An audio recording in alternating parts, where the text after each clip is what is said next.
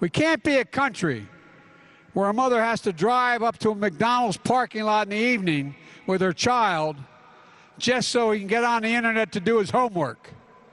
Again, this is the United States of America, God's sake. And what this means to all of you is good-paying union jobs. Jobs you can raise a family on. Jobs that can't be outsourced. This law is about more than rebuilding infrastructure. It's also about rebuilding the middle class. As I said, unions built the middle class. And that's why we made sure the infrastructure law included significant labor protections. For example, the overwhelming majority of the funds included in the law are subject to Davis-Bacon requirements. So folks rebuilding our country can earn a prevailing wage. Look, it's why we're strongly encouraging grantees who get infrastructure funding to use project labor agreements to ensure that workers building the major projects are well-trained, highly skilled, and have a voice on the work site.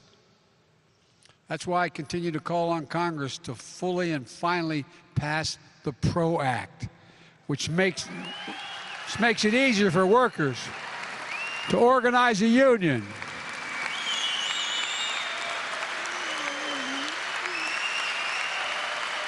You know, I'm not just saying this to be pro-union. I'm saying this because I'm pro-American. Look, when Congress passed the National Labor Relations Act in 1935, it didn't just say we should allow unions. Everybody forgot this for a long time. What it said is we, the federal government, should encourage unions and collective bargaining. That's what it said. There's a reason for that. Let's be clear for our Republican friends. You can't say you're for working people and vote against the PRO Act. It's not consistent. Look, you all know why this matters. Union members get higher wages, better benefits and health insurance, paid leave, protections against discrimination and harassment, and safer and healthier workplaces. But there's another reason. Workers join unions to gain power. That's what it's about. The only way to match power is with power. It's the only way it can be done.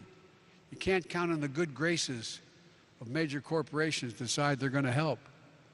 Power is needed to be exerted to deal with power. Power over decisions that affect your lives. Unions provide, in one word, democracy. Rebuilding America with union labor is also smart for business. This is the point I make, and by the way, I'm not getting many arguments from CEOs.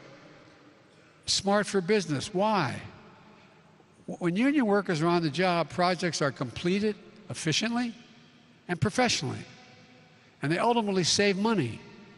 For folks at home, maybe you're not in a union or know anyone who is in a union, but know this, it's hard work. You got to earn it. Ask a journeyman electrician, anyone journeyman electrician here today. I'm serious, think about this. And you guys got to talk, with all due respect, you got to talk more about this. The fact is, it takes 4 to 5 years as an apprentice, 8,000 hours of training. Now, granted, you get paid when you're doing it, but the power goes out in the storm. Why do you think, who climbs up that pole while the snow and the rain are still coming down? Union workers, the best workers in the world. You're the most, this is not, again, I'm not trying to be nice to you all. I mean this sincerely.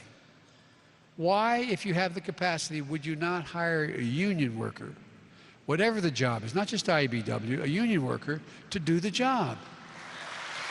Seriously. We all talk about you go to college for 4 years. Well, guess what? When you got to be an apprentice and it takes up to 5 years to get your apprentice to go through the program, you're getting a hell of an education. You're working like hell. That's why you're the most qualified people in the world. Not just here, in the world. And we're beginning to see the effects of unions and the impact on everything from what you see going on in Ukraine right now. Our stuff isn't falling apart. Theirs is. Theirs is.